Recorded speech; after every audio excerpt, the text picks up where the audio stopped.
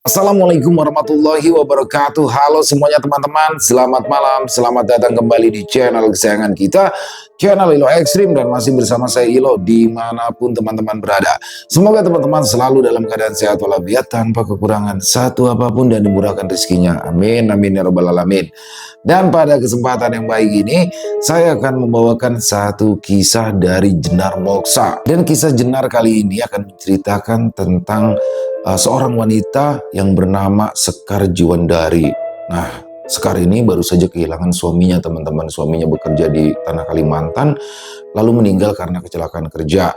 Nah, suaminya ini orang kaya, teman-teman. Tapi setelah meninggal dunia suaminya, di sini Sekar diusir dari rumah mertuanya karena selama menikah, di sini Sekar tinggal bersama mertuanya. Diusir Sekar. Wah, di tengah kehancurannya, Sekar di sini akhirnya membuka warung nasi campur di Kota Malang. Tapi di sini Sekar akhirnya terjerumus ke dalam lembah hitam. Apa sih yang bikin Sekar terjerumus? Oke, sebelum kita masuk ke dalam kisahnya, buat teman-teman yang mungkin belum subscribe channel Ilo Ekstrim, bisa diklik dulu tombol subscribe-nya. Jangan lupa lonceng notifikasinya juga dinyalakan agar teman-teman selalu mendapatkan notifikasi dari konten-konten yang akan kami upload selanjutnya. Untuk channel Ilo Ekstrim kami upload setiap hari, teman-teman ya. Setiap malam jam 7 malam waktu Indonesia bagian Barat. Oke, nggak pakai berlama-lama lagi. Pasti udah nggak sabaran kan untuk masuk ke dalam kisahnya. Kita langsung saja masuk ke dalam kisahnya. Bunuh horor. Warung nasi campur Mbak Sekar. Siang itu, Sekar Jiwandari tidak pernah menyangka bila Yuda, pria yang menikahinya 6 tahun lalu itu, pergi meninggalkannya untuk selamanya tanpa pamit. Bahkan sekedar menitipkan putra buat cinta mereka, Aditama, yang masih berusia 5 tahun. Padahal malamnya, Sekar berbincang lewat telepon seluler, saling melepas rindu dan saling menguatkan dalam long distance relationship, hubungan jarak jauh. Tapi kabar dari sebuah perusahaan yang ada di Kalimantan Timur diterima membuat dunianya gelap. Yuda mengalami kecelakaan kerja.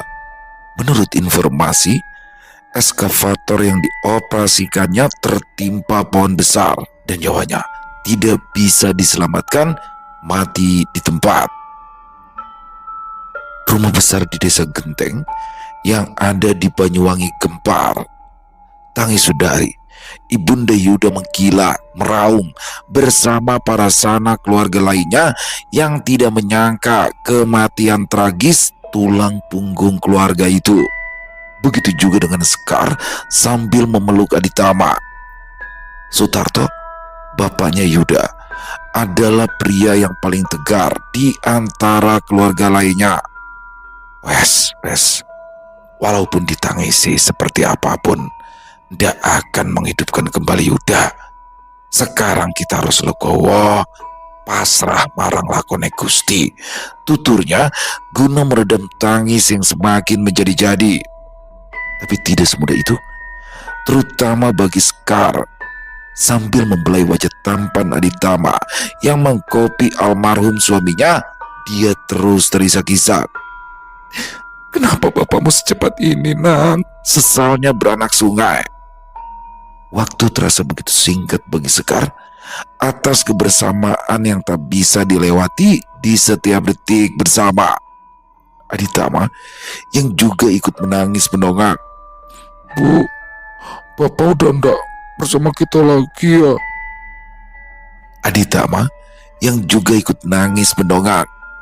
Bu, bapak kenapa? Ucapnya tertahan.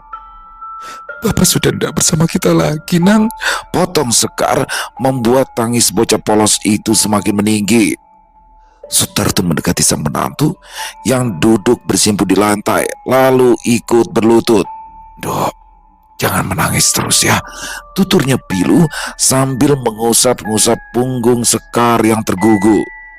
Sekar mengangguk, mencoba menjadi istri yang tangguh. Terhitung sudah 3 hari dia menangisi semenjak kabar diterima sebab harus penyelesaian administrasi dan medis terlebih dahulu sebelum jenazah dipulangkan. Akhirnya, suara sirine mobil ambulans dari Bendara Juanda terdengar, mulai memasuki ujung jalan desa. Semua yang ada di dalam rumah berlarian ke halaman yang sudah dipasangi terpal hijau. Tangis sanak keluarga kembali meraung. Sekar diantaranya sambil menggenggam tangan Aditama erat. Begitu mobil ambulans Bendara berhenti, beberapa bapak-bapak antusias membantu mengeluarkan peti, diangkat ke tempat yang sudah disediakan, lalu dibuka. Semua berhamburan, berdesakan untuk melihat. Benarkah? Ya, benar. Di dalam peti, Yuda terbujur kaku dengan wajah tak lagi sempurna. Bagian kepalanya pecah, bagian wajah ada luka jahitan yang mengerikan akibat hantaman batang pohon. Kondisinya memilukan. Entah berapa kali Sekar hilang kesadaran, pingsan, tapi pada akhirnya teguh memegang akal sehatnya. Dia ikut serta ke pemakaman, mengantarkan ke peristirahatan terakhir sang suami tercinta. Di atas pusara, Sekar merebahkan ujung kepala, enggan beranjak, begitu juga dengan Aditama.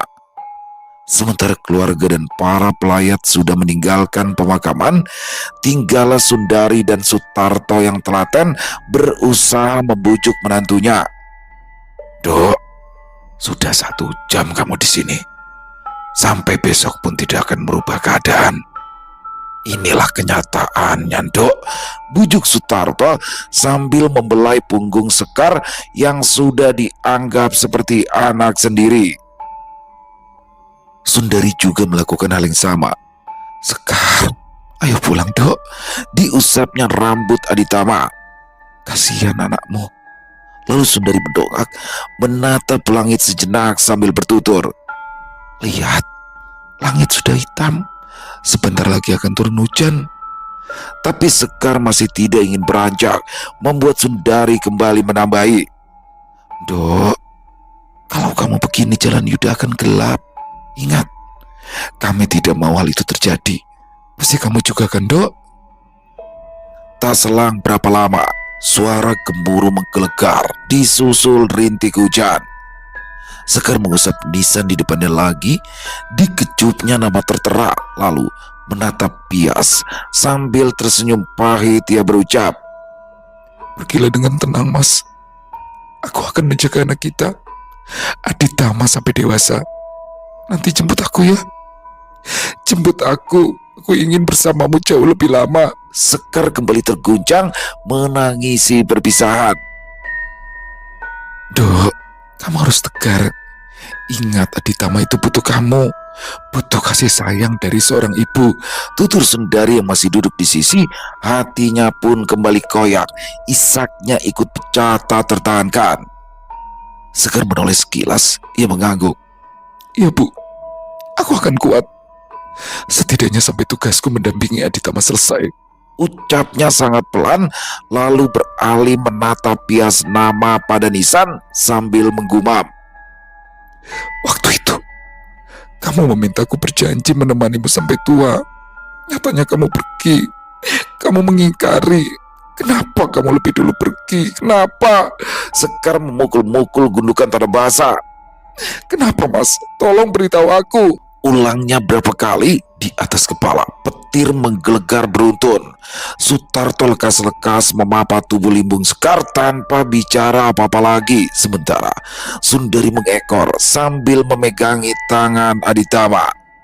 Langkah mereka terseret meninggalkan pemakaman. Di tengah hujan yang pada akhirnya turun lebat, disertai petir dan angin kencang, semakin membuat pilu. Dulu, Sekar merasa perempuan yang paling beruntung bisa dinikahi Yuda, anak berbakti yang bisa mengubah status sosial keluarga menjadi terpandang.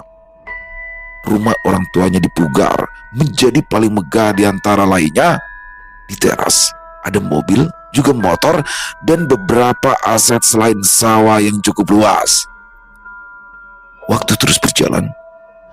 Dari ke yang 3 malam, sampai 7 hari, lalu 40 hari kematian Yuda. Yasin dan tahlil terus digelar. Begitu pula dengan ziarah kubur sampai menginjak 100 hari. Sementara Sekar sepanjang itu lebih sering menghabiskan harinya dengan berdiri berjam-jam melamun menatap ke arah luar jendela, sampai-sampai tidak menyadari kehadiran Sundari di ambang pintu, menatap dengan sorot yang berbeda. Sekar, ibu sama bapak sudah rembukan dari 7 hari kepergian Yuda waktu itu. Lebih baik kamu keluar dari rumah ini, Sekar, tutur Sundari. Akhirnya kata-kata itu meluncur tanpa basa-basi. Sekar menoleh lambat. Maksud ibu tadi gimana? Tanyanya sambil mencengkram kuat-kuat tirai gorden. Sundari melangkah masuk, duduk di tepi ranjang, sebelah tangannya menepuk permukaan. Duduk, akan aku jelaskan supaya kamu mengerti. Sekar melangkah limbung, duduk dengan hati-hati tanpa melepaskan tatapan dari pemilik wajah teduh di depannya. Tolong jelaskan, Bu, pintanya, berharap ketakutannya tidak beralasan. Sejenak Sundari menyentuh ujung lutut Sekar, tatapannya mengunci saat bicara. Begini Sekar, setelah Yuda meninggal, tentu saja kamu sudah bukan tanggungan kami lagi. Jadi bapak sama ibu sudah sepakat memintamu untuk kembali pulang ke rumah orang tuamu. Tapi Aditama tetap tinggal di sini. Jelep. Mata sayu Sekar mendadak membulat. Maksud ibu? Tanyanya tidak yakin. Sudah jelas kan? Kemasi semua pakaianmu, pokoknya barang-barang pribadimu. Bawa yang bisa kamu bawa, nanti lainnya akan dikirim. Itulah keinginan kami. Jelas Sundari dengan suara yang sangat tenang. Tapi Sekar langsung menggeleng kasar, suaranya gemetar saat menimpali. Aku bukannya tidak mau keluar dari rumah ini, Bu. Akan angkat kaki, tapi tidak hanya dengan pakaianku, melainkan bersama Aditama. Dia anakku, Bu. Harta paling berharga buatku setelah masih udah tiada. Loh, tapi kamu tidak boleh bawa Aditama dong. Dia cucu kami, cukup berharga setelah Yuda tiada. Itu sudah menjadi keputusan kami. Sekar, tekan Sundari yang langsung berdiri menjaga jarak, dan wajah teduhnya selama ini berubah asing. Dada Sekar bergemuruh hebat. Dia ikut berdiri dengan kasar. Kedua belah tangannya mengepal kuat, nafasnya naik turun. Untuk pertama kalinya, tangisnya tidak luruh ketika suara kerasnya menggelegar. Dan aku juga punya keputusan, Bu. Aku akan keluar dari rumah ini membawa anakku serta. Suara itu sampai keluar kamar. Dari ambang pintu muncul Aditama yang memanggil, Ibu, lalu memeluk Sekar erat-erat. Aku ikut ibu, bintanya. Sekar berlutut menyentuh wajah putranya. Pasti nak. Kemanapun ibu pergi kamu akan bersamaku, nak, bisiknya haru. Mendengar itu, Sundari tersenyum sinis. Ia bicara dengan nada mengejek sekaligus meremehkan. Kamu pikir bahwa anak itu gampang? Anak itu butuh biaya, Sekar. Aku akan bekerja, Bu, untuk membiayainya. Sambar Sekar mendongak, suaranya benar-benar tinggi. Tapi bukannya bersimpati, Sundari semakin menebak dengan nada mencibir. Jual diri? Iya, begitu. Aku tidak akan membiarkan darah daging almarhum anakku dikasih makan uang haram. Astagfirullah, Bu, sahut Sekar lalu mendekati perlahan. Ditatapnya lekat-lekat wajah ibu mertuanya. Dia tak pernah menyangka jika akan dituduh seperti barusan. Aku bahkan tidak pernah berpikir ke arah sana. Tapi kenapa ibu tega mengira begitu? Sesalnya kecewa. Alah, mau kerja apa lagi yang gampang cari duit, ya kan? Pokoknya kamu tidak boleh bawa Aditama. Sungut Sundari mundur setapak demi setapak, masih dengan ekspresi meremehkan, lalu mengisut. Dan tanpa disangka justru menyambar kuat-kuat pergelangan tangan Aditama yang refleks meronta tidak mau. Aku maunya sama ibu, raung Aditama dengan gayanya yang polos, memeluk erat-erat pinggang Sekar enggan dipisahkan. Ayo, ikut Eyang, paksa Sundari, tapi tidak berhasil. Semakin ditarik, bocah kecil itu makin ketakutan. Sementara Sekar tetap berusaha melindungi anaknya, digendongnya segera. "Jangan takut nak, peluk ibu," pintanya, melingkarkan tangan anaknya ke leher. Aditama merangkul erat sambil merengek. "Aku ikut ibu." Perdebatan itu berlangsung sengit, membulatkan niat seorang ibu untuk angkat kaki segera tanpa menunggu besok. "Aku akan pergi hari ini juga, Bu. Ambil semua harta Mas Yuda. Aku cukup bawa anak saja," geram Sekar, sebab tahu apa yang ditakutkan bapak dan ibu mertuanya. Sundari tertawa lega. "Bagus, lebih cepat angkat kaki, lebih bagus." Lalu melengos meninggalkan. Hancur hati Sekar dianggap remeh. Di tengah air mata mengguyur deras, suaranya terpekik. Nanti akan ada yang membalaskan rasa sakit hatiku padamu, Bu." Di ambang pintu, Sundari menyempatkan diri menoleh. Ia mencibir. "Lah, ngandel. Sudah, pergi, angkat kaki." Lalu hilang di balik pintu. "Bagaimana, Bu? Kamu sudah beritahu Sekar?" tanya Sutarto. Suaranya sampai ke dalam kamar membuat pilu hati Sekar. Sundari menjawab dengan suara yang sengaja dikeraskan. "Wes Pak, hari ini juga dia bakalan angkat kaki. Sekalian katanya mau bawa anaknya." "Wes, kalau memang itu keputusannya, ketimbang ditahan nanti malah jadi repot," tutur Sutarto tidak menaruh iba sama sekali. Dan disitulah dunia Sekar benar-benar berubah gelap, bahkan runtuh. Dia tidak pernah menyangka kalau kebaikan ibu dan bapak mertuanya akan berubah. Hari itu juga, tanpa diminta, Sekar bangkit dari lamunan panjang. Dia mengemasi semua barang-barang sambil menangis tanti. Menjelang maghrib, Sekar tiba di terminal Bungur, pulang ke rumah orang tuanya berbekal uang tabungan yang selama ini dikirim almarhum Yuda. Dalam bus malam menuju Malang, Aditama tertidur pulas di pangkuan Sekar yang sepanjang jalan menerawang ke samping jendela. Tengah tangannya mengusap-usap rambut sang putra. "Ibu akan berjuang membesarkanmu seorang diri, Nang. Bagaimanapun caranya," gumam Sekar memotivasi diri. Sementara kata-kata Sundari terus menggema di kepalanya. Begitu sampai di rumah orang tua di Malang, Sekar tidak mau berbagi kenyataan pahit. Semua kata-kata menyakitkan ditelannya mentah-mentah. Hari terus terlewati, bulan berganti tahun. Menjadi seorang single parent di usia muda membuat Sekar berusaha keras untuk berjuang mencukupi kebutuhan.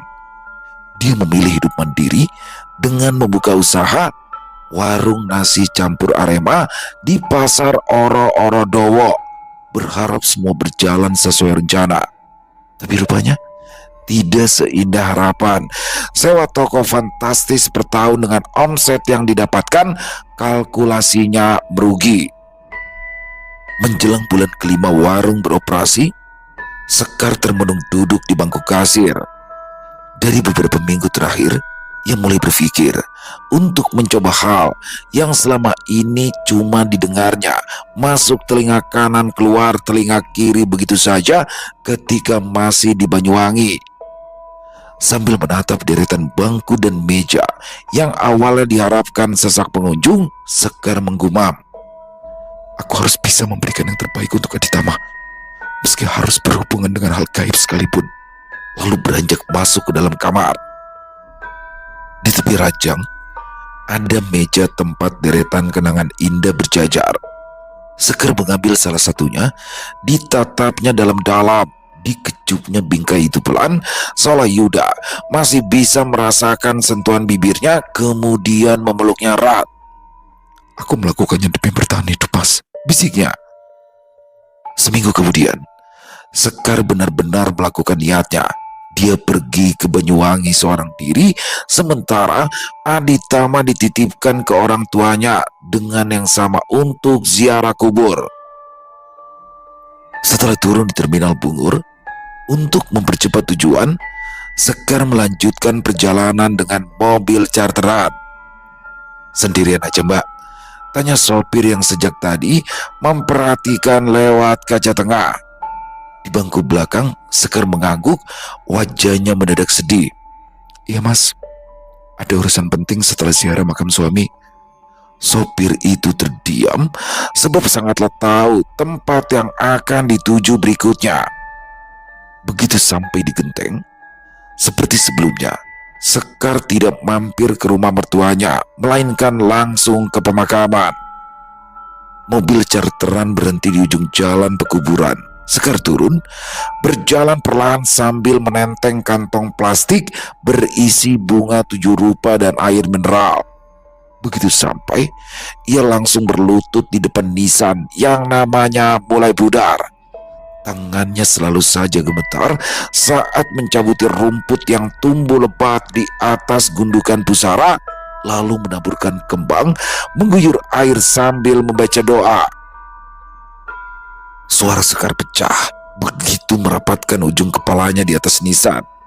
Mas, aku butuh kekuatanmu mas. Hidup ini berat sekali tanpa kamu, adunya sambil memejam ketika desir angin mengusap pipinya. Beberapa menit kemudian, Sekar membuka mata perlahan, pergi dengan langkah tergesa. Di sana sopir sudah menunggu. Sudah mbak?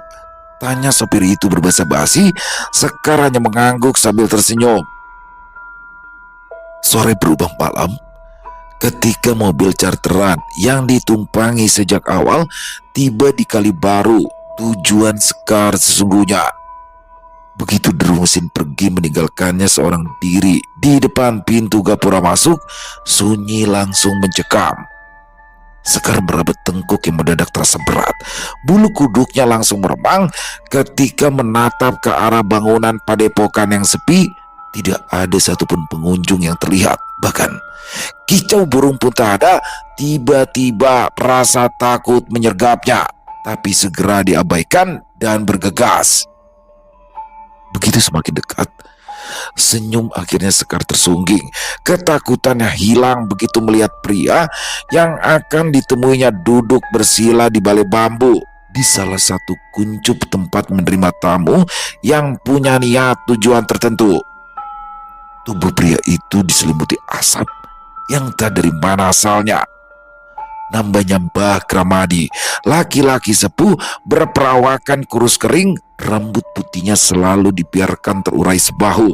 Langsung membuka mata ketika merasakan langkah mendekat.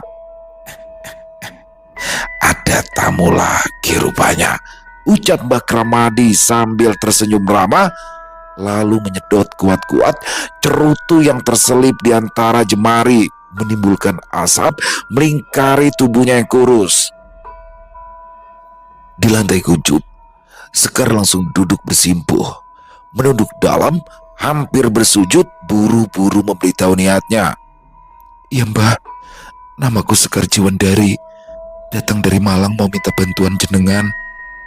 Bantuan apa?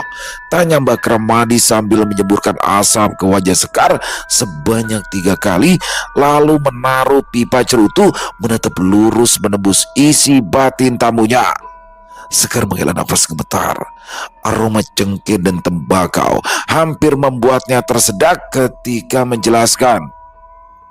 Untuk usaha warung nasi campurku mbah, sudah 5 bulan berjalan tapi masih sepi. Omsetku tidak mencukupi padahal sewa tokonya mahal. Jadi kedatanganku butuh penglarisan supaya rame. Mbak Kramadi mengangguk. Sudah menebak arah pembicaraan itu sejak pertama melihat Sekar turun dari mobil. Meski begitu, seperti biasa memperjelas. Penglarisan yang seperti apa? Sebab penglarisan itu banyak tingkatannya. Ada yang memakai perantara jin, juga yang memakai khodam, sama yang hanya menguatkan daya aura pemiliknya. Pilih yang mana? Sekar menggigit bibir. Keberanian yang ia kumpulkan sejak dari Malang akhirnya tumpah.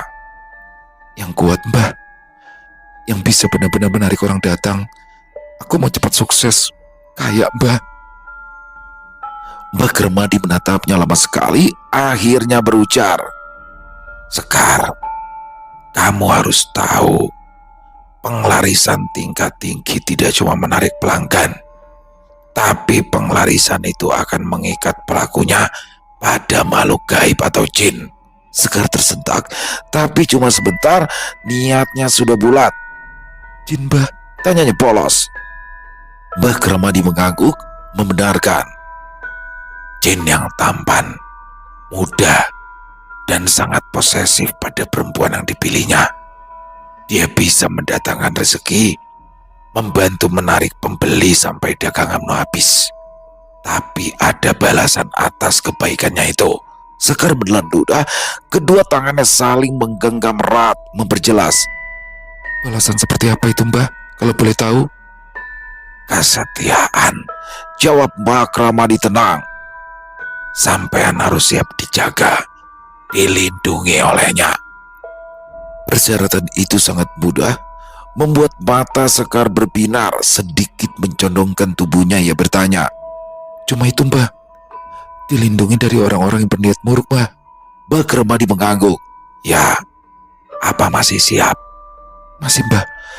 Aku sudah siap lahir batin, makanya sampai ke padepokan ini, jawab Sekar. Mbah Kramadi manggut-manggut. Matanya semenjak tadi tak lepas meneliti setiap inci tubuh perempuan muda di depannya sambil menelan ludah.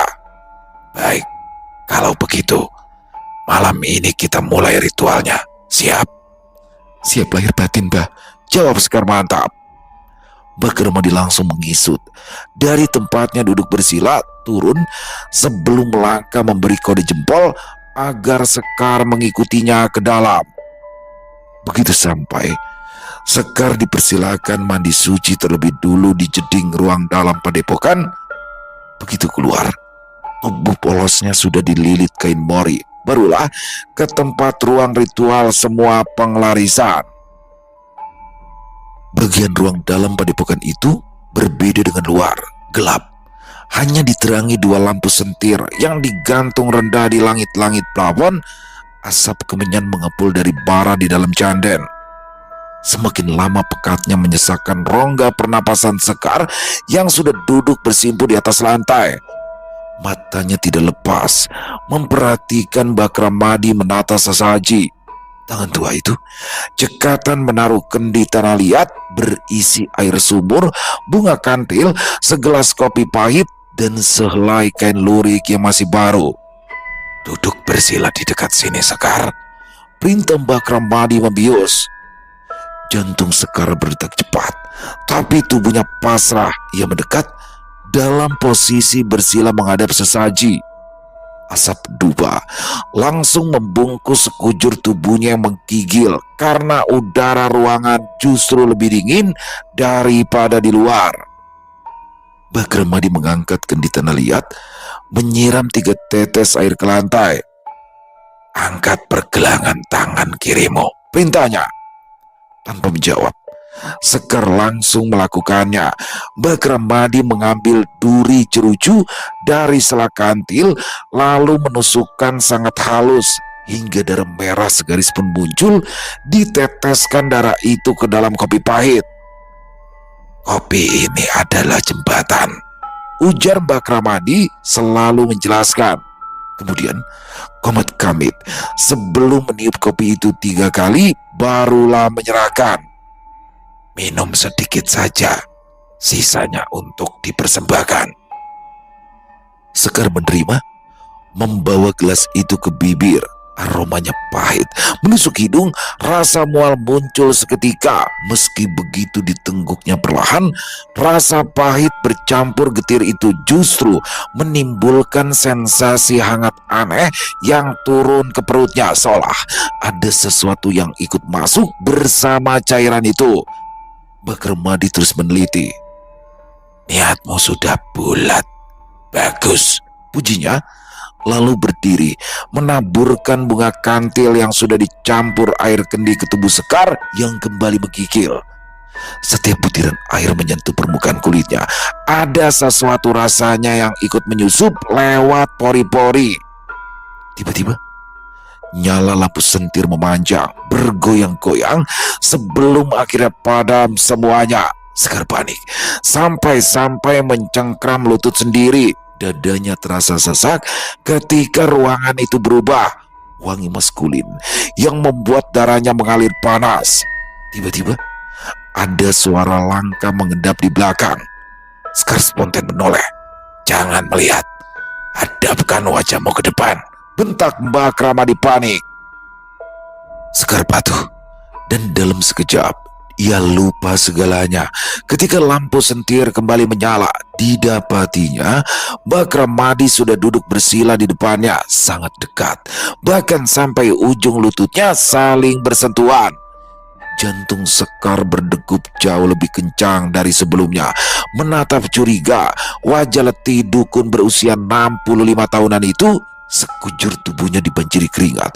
Sudah tidak memakai atasan, sementara jakunnya naik turun seperti habis menyantap hidangan lezat. Tanpa peduli ekspresi kebingungan Sekar, Mbak Ramadi menyodorkan kain lurik. "Ritual selesai. Bawa ini pulang. Taruh di bawah tempat meracik nasi campur." Dengan tangan gemetar, Sekar menerima kain beraroma maskulin itu dengan hati-hati, seperti mendapatkan sebuah pusaka. Tapi begitu hendak berdiri, lututnya lemas, tidak ada tenaga. Sambil meringis menahan diri, Sekar mempertanyakan, "Apa yang terjadi padaku tadi, Mbah? Kenapa seperti habis?" "Cuma sebatas ritual," potong Mbak Ramadi mengulas senyum, tidak lagi berwibawa tapi cabul. Sekar menarik nafas lega. "Terima kasih, Mbak. Sekarang istirahatlah di kamar. Besok kamu akan pulih dan sudah boleh pulang.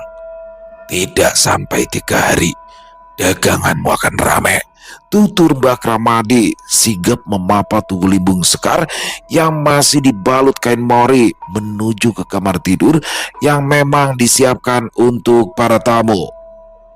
Begitu tiba di dalam kamar, Sekar tidak sempat berpikir apa-apa lagi. Masih dengan balutan kain mori, dia rebah berharap besok pagi tiba jauh lebih cepat. Tidak sabar pulang ke Malang dan kembali membuka warung. Begitu pagi datang, Mbak Ramadi menyambut Sekar yang sudah berpakaian lengkap.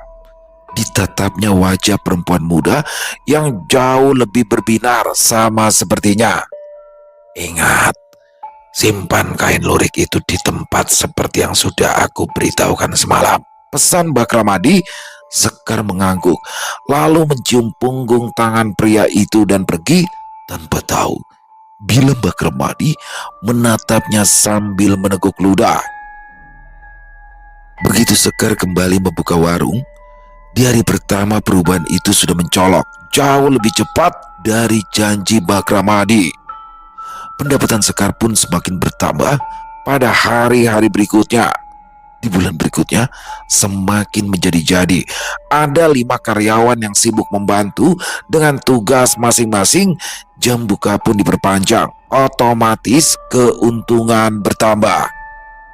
Semua berjalan normal, sesuai rencana. Setidaknya itu yang difikirkan oleh Sekar yang meskipun single, malam-malamnya kini terasa hangat dan berwarna. Hingga tahun terlewati, ia masih berjualan di tempat yang sama.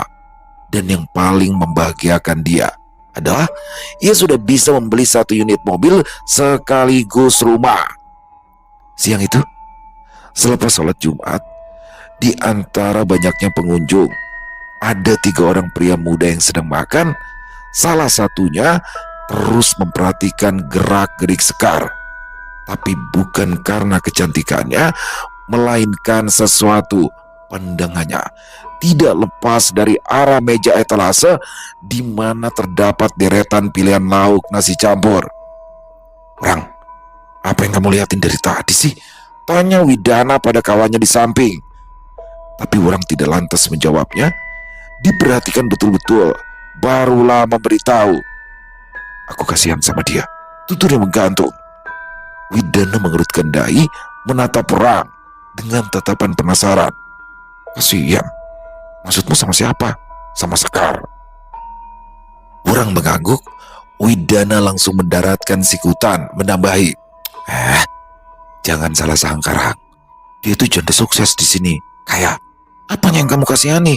Yang ada, kasihan itu sama dirimu sendiri. Hanya kesana kemari, udah macam pendekar raja. Tanpa pikir, Widana menceritakan sekilas siapa sosok Sekar sebab orang bukanlah orang asli Malang. Aku tidak tahu harus bilang bagaimana. Tutur orang tidak melepas pandangan dari arah yang menjadi bahan pembicaraan. Damar malah menepuk bau Rang setengah mengejek. Ya larang, lebay. Lagi-lagi begitu, di mana-mana selalu begitu. Orang menatap keduanya dengan serius. Aku bukannya sok, tapi cuma ingin kita bisa bantu dia. Kasihan. Widana mengerutkan alisnya, berpikir keras.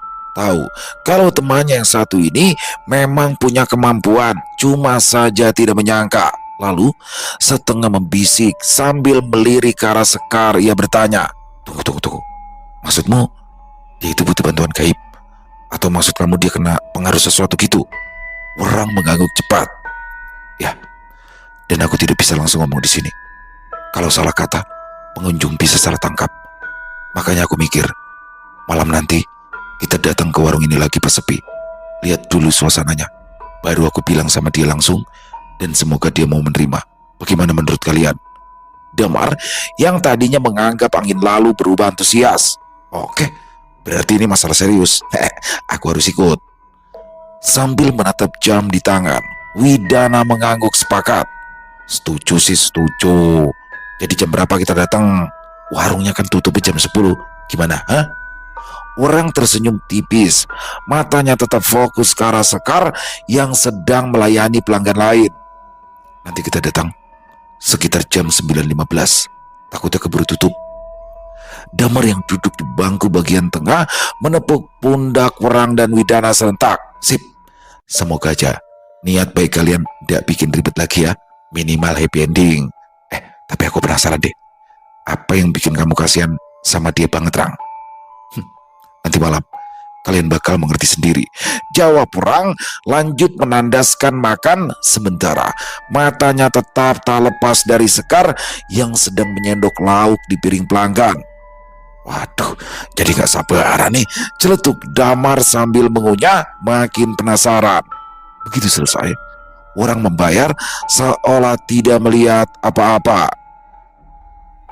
Saat jam baru menunjukkan pukul 9:30 malam, warung yang dalam pantauan sudah mulai sepi. Karyawan sudah pulang satu persatu, tinggal Sekar, Werang, Widana, dan Damar yang sejak tadi sudah memantau di seberang jalan langsung bergegas berjalan beriringan. Masih ada, Mbak? Tanya Widana dengan sopan. Sekar menoleh, senyum ramahnya menyapa. Masih, Mas. Mau makan berapa? Lalu lekas-lekas mengambil piring. Kami sebenarnya mau ngomong, Mbak. Potong Werang sesuai rencana. Bingung, Sekar memaksakan tersenyum menatap tiga pemuda di depannya sambil bertanya, ngomong apa ya, Mas? Kok lihatinnya kayak gitu sih? Ya, sejak masuk, Werang memang menatap Sekar tanpa berkedip, tidak mau terjadi salah paham, segera memberitahu. Maaf, Mbak. Maaf sebelumnya. Tapi Mbak sadar nggak kalau ada sesuatu yang mengikuti Mbak? Sekar langsung menegang. Piring di tangan tadi langsung ditaruh lagi. Wajahnya berubah pucat. Mas, jangan bicara sembarangan ya. Aku cuma jualan, cari uang halal, gak ada apa-apa. Damar dan Widana saling lirik, penolakan halus. Mereka tahu Sekar tidak suka. Werang menghela nafas panjang. Mbak, aku bisa lihat dan yakin Mbak juga cuma nganggep remeh. Sekar terdiam, matanya tiba-tiba berkaca-kaca. Ada kesedihan yang menggantung. Kalau Mbak izinkan, aku bisa bantu membuka matanya Mbak, supaya bisa lihat sendiri. Tawar Werang berharap rencana berjalan mulus. Tapi justru Sekar menggeleng panik. Aku gak perlu lihat apa-apa, tolaknya. Ekspresinya mulai ketakutan. Tapi Mbak harus lihat, tegas Werang sedikit memaksa, supaya tahu apa yang sebenarnya terjadi. Kali ini Sekar ingin menolak lagi, tapi tubuhnya seperti kehilangan tenaga. Begitu berani membalas tatapan tajam Werang, akhirnya ia mengangguk. Baik mas. Tutup mata Mbak. Pinta Wurang langsung menempelkan dua jarinya ke kening Sekar lalu membaca sesuatu. Buka pintanya. Tanpa pikir panjang, Sekar melakukannya dan langsung terdiam. Nafasnya tercekat, matanya melotot tidak percaya melihat tepat di belakang tubuhnya, membuatnya menutup mulut lalu berjalan mendekati. Widana dan Damar langsung tegang. Ia berbarengan memanggil, Mbak, loh kok malah deket sih? Tapi Sekar malah memeluk erat. Suaranya pecah penuh kerinduan. Sudah, aku kangen banget mas. Damar terpaku, sementara Widana panik. Dicekalnya pundak Wurang. Wurang, itu gimana? Ini sudah di luar dugaan. Dia bukannya takut kok malah senang. Tanggung jawab kamu, Wurang. Sekar masih memeluk sambil terseduh. Sesekali ia memukul, lalu mendaratkan ujung kepalanya dengan kasar sambil tergugu. Kenapa kamu pergi, mas? Kenapa kamu tidak menepati janji? Wurang, kamu tuh yang buka matanya. Kamu tanggung jawab dong, tutup lagi, protes Damar tak tega. Wurang yang sebenarnya sedang menunggu waktu akhirnya melangkah cepat. Mas Sekar, coba menoleh dulu padaku, perintahnya. Tapi Sekar tidak menggubris, malah merengkurat seperti bertemu cinta lamanya. Dengan tenang, Wurang berjalan ke samping dengan gesit, meraih wajah Sekar dengan kedua tangannya, menekan kuat-kuat, menatapkan tepat ke matanya. Mbak, dengar, dia bukan suamimu. Kamu cuma sedang melihat apa yang selama ini mengikuti. Sekar menggeleng berontak. Bukan, dia masih Yuda. Tahu apa kamu? Bukan, Mbak, aku tahu yang sebenarnya, tegas Wurang dengan cepat mengusap kelopak mata Sekar sambil merapal doa pemutus penglihatan. Tubuh Sekar terhuyung maju, nyaris saja tersungkur, nafasnya memburu. Begitu menoleh, sosok Yuda sudah tidak ada. Yang tersisa hanya bayangan tubuh kurus dengan rambut putih dibiarkan tergerai. Dia adalah Mbak Ramadi. Tidak! Jerit Sekar spontan lari dan sembunyi di belakang Wurang. Tubuhnya gemetar seperti anak kecil. Widana dan Damar ikut tegang, antara lega dan kasihan melihat perubahan drastis Sekar. Tolong usir dia, rengek Sekar memegang kaos Wurang erat, sebelah tangannya menunjuk-nunjuk ke arah itu. Tolong, jangan biarkan dia dekat aku lagi. Tiba Sekar merasa jijik. Tenang, Mbak, ucap Wurang menatap sudut ruangan, melihat sosok wujud asli Mbak Ramadi yang gusar. Widana dan Damar berdiri di sisi kanan dan kiri, mengawasi tempat pria sepuh itu berada. Awas, bisik Wurang sambil mengangkat tangan kanannya. Dia mulai menunjukkan wujud aslinya. Sekar menutup mulut, menahan isak, menyesal. Jadi selama ini bukan Mas Yuda? Bukan. Dia cuma pakai rupa suamimu. Dia makhluk yang ikut sejak kamu melakukan ritual pengelarisan itu, Sekar.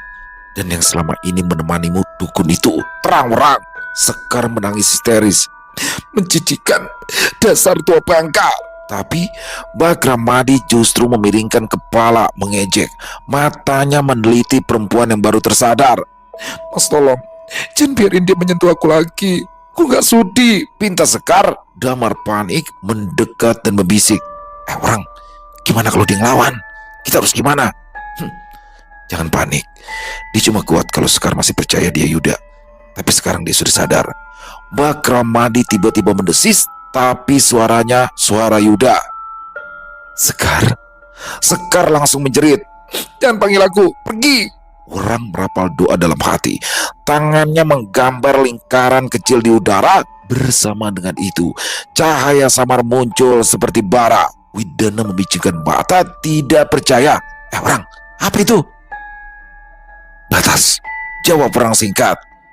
Kalau dia lewat batas ini, aku pastikan dia keluar dalam keadaan mati. Mbak Ramadi tidak suka. Tubuh tuanya maju satu langkah dan mendadak tersentak seperti menabrak tembok tak terlihat. Brak! Bangunan kokoh itu sampai bergetar. Sekar menggeleng kasar. Pergi, jangan dekati aku lagi. Kau sudah menipuku, Mbak. Wurang semakin fokus, ia menunjuk. Kau cuma makhluk penipu, menggunakan ilmu dengan cara yang licik. Dia milikku. Geram sosok Mbak Ramadi tidak rela menyudahi kebersamaan yang tidak sebentar. Bukan, sambar orang menghentakkan kaki kanan, lingkaran cahaya melesat ke arah makhluk itu dan menyala terang. Tubuh tua itu terhempas ke belakang. Dia mengerang. Damar menggaruk kepala, matanya sampai tak berkedip. Ampun, baru kali ini aku lihat yang beginian. Widana mengencangkan rahang, tegang. Orang, bisa kamu usir sekarang gak? Aku muak banget lihat wajahnya, cabul. Sekar bersembunyi makin rapat di balik punggung orang. Kedua tangannya mencengkram. Jangan biarkan disentuh aku lagi, tolong. Orang melirik pada dua kawannya. Kalian jaga Sekar, aku akan menanganinya. Damar lebih dulu maju, meraih tubuh ramping Sekar dan menenggelamkan dalam pelukannya. Jangan lihat ke sana, Mbak, sarannya. Sementara orang maju, menarik kain jarik yang selama ini disembunyikan Sekar, lalu melemparkan kain itu. Kembalilah kau pada tempatmu, makhluk penipu. Kain jarik itu jatuh terjerembab tepat di wajah Mbak Ramadi, membuat tubuhnya memudar, berubah jadi asap hitam yang berputar-putar, lalu menghilang tanpa banyak perlawanan.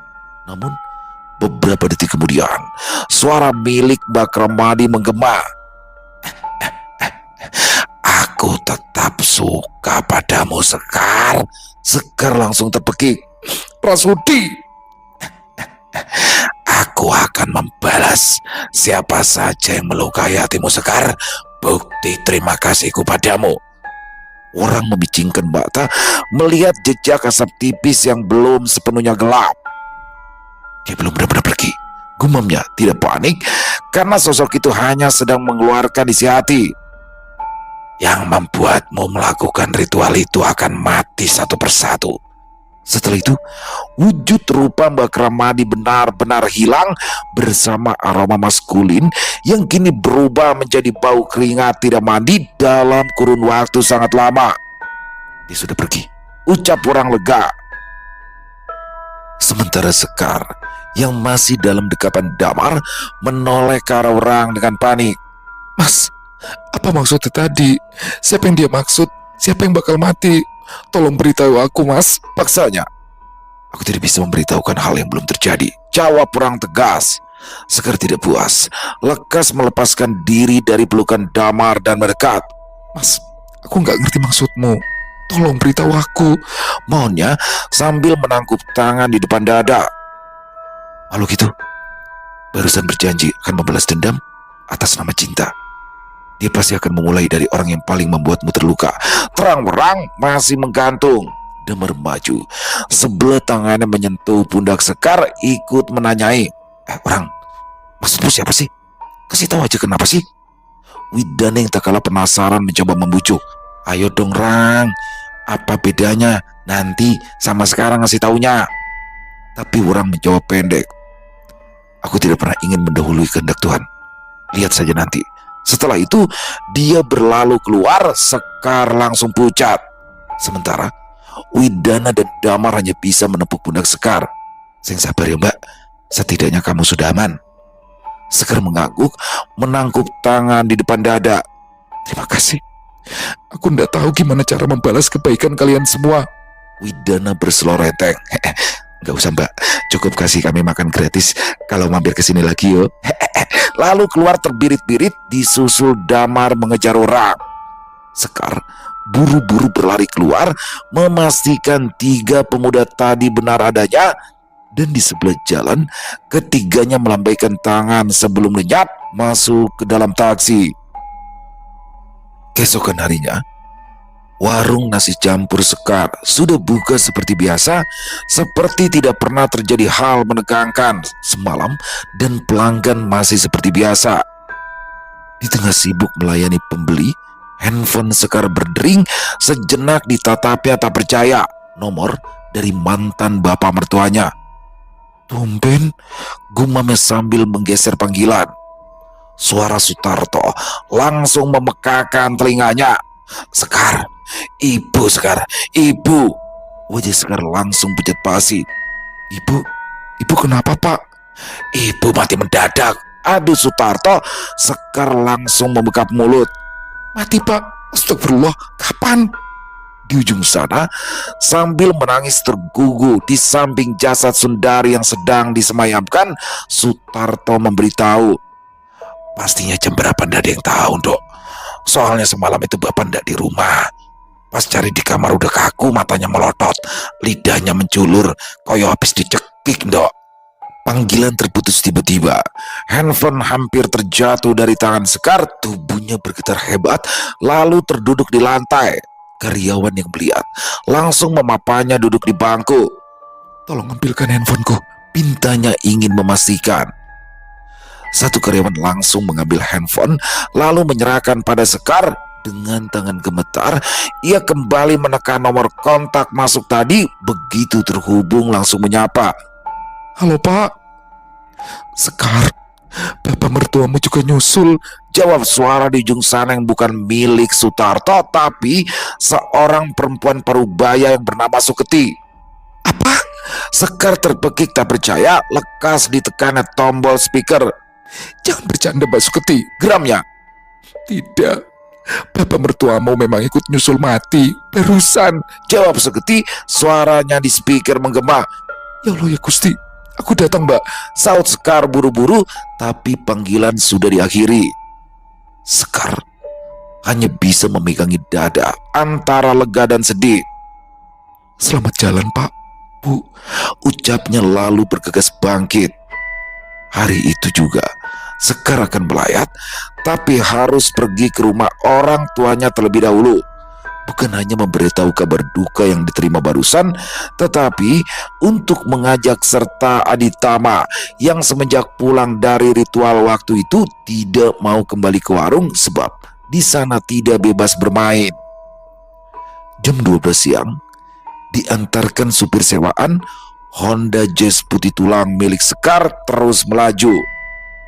Begitu melintasi alas Purwo, hatinya semakin teraduk-aduk antara benci dan menyesal, macam-macam menjadi satu. Bertepatan dengan orang dari surau, usai sholat maghrib, Honda Jazz memasuki jalanan genteng menuju rumah mewah tempat banyak kenangan manis dan menyakitkan ditinggalkan waktu itu. Air mata Sekar seketika tumpah saat melihat tenda biru sudah digelar di pelataran dan di depan ada kain putih digantung tanda duka. Yang paling menyakitkan, dia tak bisa melihat wajah almarhum bapak dan ibu mertuanya untuk yang terakhir kali sebab sudah dimakamkan. Limbung langkah Sekar turun menggandeng tangan Aditama. Beberapa keluarga langsung menyambutnya dengan tangis haru biru, memapanya masuk ke dalam rumah. Belum juga air mata Sekar mengering, seorang pria parubaya mengeluarkan amplop. Ini yang dipegang bapak mertuamu saat menelponmu sebelum ajal menjemput, tutur pria itu. Beliau kakak kandung mertuanya Sekar. Mata sebab Sekar menatap bingung, tangannya gemetar menerima, bertanya dengan suara bergetar. Apa isinya, Pade? Buka saja, supaya kami semua juga tahu. Sekar menarik nafas dalam-dalam terlebih dahulu, lalu membuka perlahan, menarik secari kertas yang ada di dalamnya. Tangannya semakin gemetar, air matanya mengalir semakin deras ketika membaca bait-bait yang tertulis di atas kertas itu. Sebuah surat pernyataan hibah berstempel lengkap yang sudah ditandatangani seluruh keluarga, menyatakan sepeninggal Sundari dan Sutarto nanti semua harta yang dihasilkan oleh almarhum Yuda diberikan kepada cucu mereka, yaitu Aditama. Sekar mendekap surat pernyataan itu, matanya menerawang ke arah figura besar yang terpajang di dinding, berucap dari dasar hati terdalam. Terima kasih Bu, Pak. Ketahuilah bahwa aku sudah memaafkan semuanya, dan setiap sujudku nanti akan kuaturkan doa untuk jenengan berdua. selesai. Wow, luar biasa kisah dari Jenar Moksa, keren banget kan teman-teman ya. Wah, dan di sini ada 3 tokoh nih, yang tokoh utamanya Werang nih. Saya suka nih, mudah-mudahan bisa berlanjut lagi ya kisah Werang di sini. Seorang pemuda ya bersama 2 orang temannya yang mengerti akan hal-hal gaib dan apa kesannya cuek banget gitu. Nyelesain begitu aja pergi udah. Nggak ada tuh dia begini begitu. Jadi saya suka nih tokoh-tokoh yang kayak gini. Mudah-mudahan ada kelanjutannya Jenar ya. Dan di sini bagaimana Sekar Jiwandari yang setelah merasa tersakiti sama mertuanya, dia bertubi-tubi tuh. Suaminya meninggal, 40 hari diusir dari rumah mertuanya, ya kan? Terus dia berusaha single parent, berusaha jualan nasi tapi nggak laku dan terbelit ekonomi. Nah disinilah akhirnya dia jatuh. Dia balik lagi tuh ke Banyuwangi dan menemui Mbah Kramadi. Ternyata di sini dia dicipwain dia sama Mbah Ramadi nih, Mbah Kramadi ya teman-teman ya. Dan ternyata di sini dia jadi alat pemuas nafsunya Mbah Kramadi. Untung aja ada Werang. Dan alhamdulillah setelah semuanya beres, dia tetap masih melanjutkan jualan nasi campurnya dan masih rame. Nah di sini yang unik, sosok Mbah Kramadi atau Sukma Mbah Kramadi ini udah terlanjur jatuh cinta tuh sama Sekar. Jadi ketika dia diusir pergi pun, untuk membuktikan rasa cinta atau ucapan terima kasih karena kebersamaan mereka, dia menghancurkan 2 orang yang sudah menyakiti Sekar dan membuat Sekar terjerumus. Waduh, mertuanya dua-duanya disikat teman-teman. Luar biasa kisahnya, keren pakai banget, akhir yang bahagia. Dan semoga kisah barusan bisa menghibur teman-teman semua para pecinta penikmat horor misteri, lebih khususnya lagi kepada para subscriber dari channel Ilo Extreme. Buat Jenar, terima kasih banyak, ditunggu lagi kisah selanjutnya. Buat yang suka dengan videonya, bisa diklik tombol like-nya, tombol jempolnya, tombol hype-nya juga jangan lupa. Boleh juga dong dibantu di-share link videonya ini ke teman-teman yang lain agar juga ikut merasa terhibur. Dan buat teman-teman yang punya komentar lain, punya pendapat lain, bisa menuliskan di dalam kolom komentar atau hanya sekedar saling menyapa, silakan. Insya Allah kami akan menjawab satu persatu. Di akhir kata, saya Ilo mengucapkan permohonan maaf apabila mungkin dalam pembawaan kisahnya barusan ada kata-kata saya yang salah ataupun ada kata-kata saya mungkin yang kurang berkenan. Saya mohon dibukakan pintu maaf yang seluas-luasnya. Sampai berjumpa lagi di konten-konten kami selanjutnya, yang pasti tidak kalah ngerinya, yang pasti tidak kalah seramnya, masih bersama saya Ilo di channel Ilo Extreme. Salam sehat sukses selalu untuk kita semua. Wassalamualaikum warahmatullahi wabarakatuh.